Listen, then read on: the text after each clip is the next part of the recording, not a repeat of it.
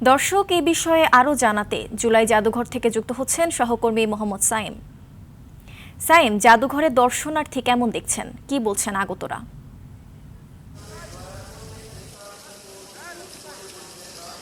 জি ইরা, আপনি কিছুক্ষণ আগেও বলেছিলেন যে জুলাই জাদুঘরে সর্বোচ্চ ৯০০ জন দর্শনার্থীকে এই মুহূর্তে কিন্তু সুযোগ দেওয়া হচ্ছে জুলাই জাদুঘর ঘুরে দেখার জন্য। এবং আজকে সকাল ১১টা থেকে জুলাই জাদুঘরে দর্শনার্থীদের প্রবেশ শুরু হয়।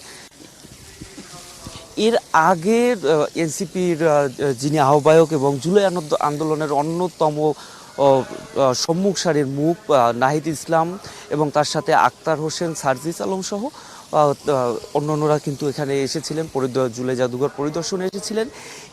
আসার পরে নাহিদ ইসলাম পরিদর্শন শেষে সাংবাদিকদের সাথে কথা বলেছেন। তিনি আমাদেরকে যেমনটি জানিয়েছেন যে তিনি অন্তর্বর্তীকালীন সরকারের সময় এখানে এসেছিলেন এবং এই জুলাই জাদুঘর নির্মাণের কাজটি কিন্তু তখন থেকেই শুরু হয়। তখন তিনি যেমনটি এখানে যে ভারতীয় যে আধিপত্যবাদ বলতে তারা যে সীমান্ত হত্যাকে কিন্তু বিশেষ করে এখানে অগ্রাধিকার দিয়েছিলেন, তারা আমাদেরকে এমনটি জানিয়েছেন। সেখানে সীমান্ত হত্যার যে বাংলাদেশের একটি আইকনিক ছবি, অর্থাৎ ফেলানির সেই ঝুলন্ত মরদেহ, সেই ছবিটি কিন্তু জুলাই জাদুঘরে কিন্তু স্থান পেয়েছিল কিন্তু।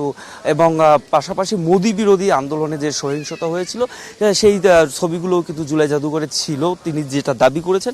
পরবর্তীতে আজকে যখন তিনি এখানে পরিদর্শনে আসেন, এসে কিন্তু সেই ছবিগুলো তিনি দেখতে পাননি। অর্থাৎ তিনি অভিযোগ করেছেন যে এটা অপসারণ করা হয়েছে।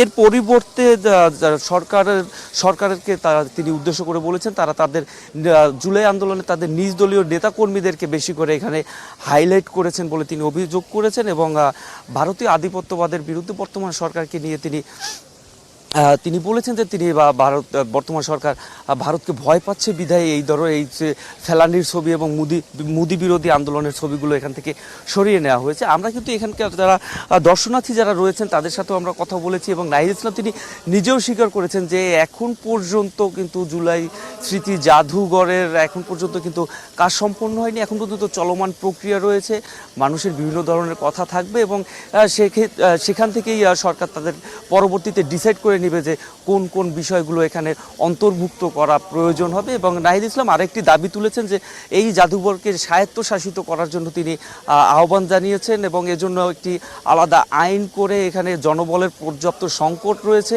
এখানে পর্যাপ্ত পরিমাণ জনবল নিয়োগের জন্য তিনি আহ্বান জানিয়েছেন। এবং আমরা এখানকার দর্শনার্থী যারা রয়েছে তাদের সাথেও কথা বলেছি, তারা চাচ্ছেন প্রকৃত ইতিহাসটিকে এখানে তুলে ধরার জন্য। তো ধন্যবাদ আপনাকে।